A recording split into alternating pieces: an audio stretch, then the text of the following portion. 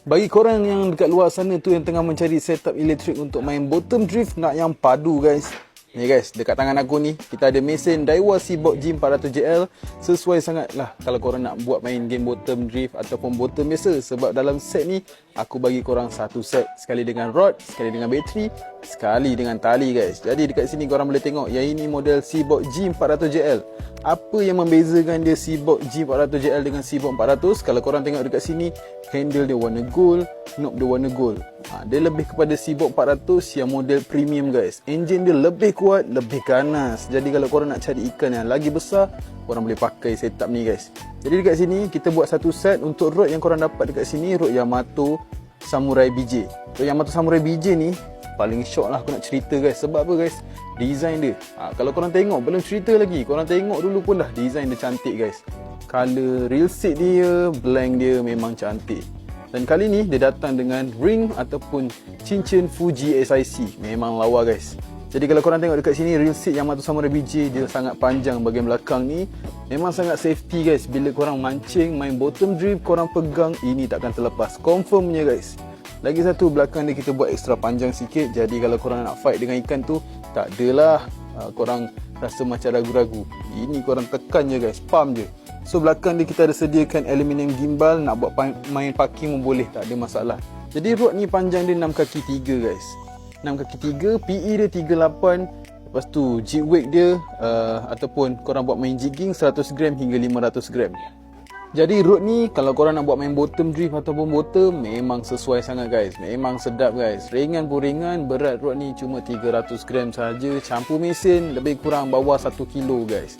Lagi satu guys, kita akan bagi sekali dengan tali guys. Kalau korang tengok dekat sini, ini adalah tali Yamato saiz 50LB diameter 0.34. Dan untuk saiz 400JL ni boleh masuk sebanyak 400 meter. Jadi untuk 50LB Yamato ni guys, kalau korang tahulah, kalau korang pernah pakai, tali Yamato ni sensitivity dia memang sangat-sangat tinggi. Dia punya lembut tu guys, macam pakai 10LB je. Padahal ini 50LB, dia punya lembut tu memang lembut lah. Jadi bila tali lembut ni, sensitivity dia tinggi, ikan ketuk korang terus rasa. Lagi-lagi korang main bottom drift, korang pegang pakai tali Yamato pula, memang vibration sampai lah guys. Jadi tali Yamato memang kita akan bagi 400 meter. 400 meter tu full lah. Ada lagi satu, last sekali kita akan bagi bateri Yamato guys. Bateri Yamato kita akan bagi saiz 3500 mAh.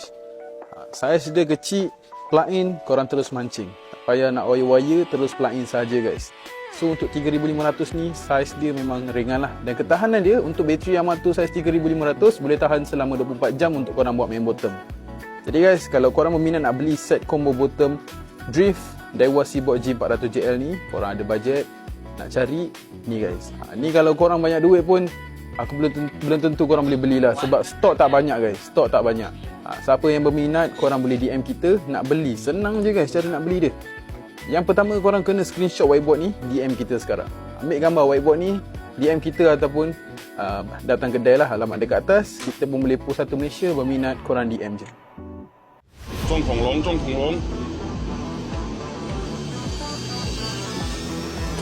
他不进啊，我摇他一声，他就进了。没事，我没事。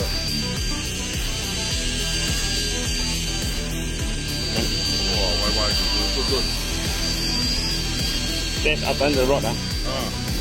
来，来。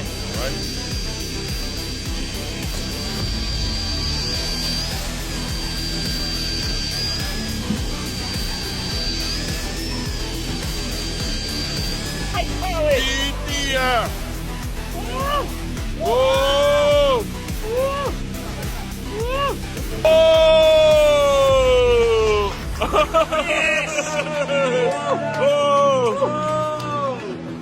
Okay, man. Hey.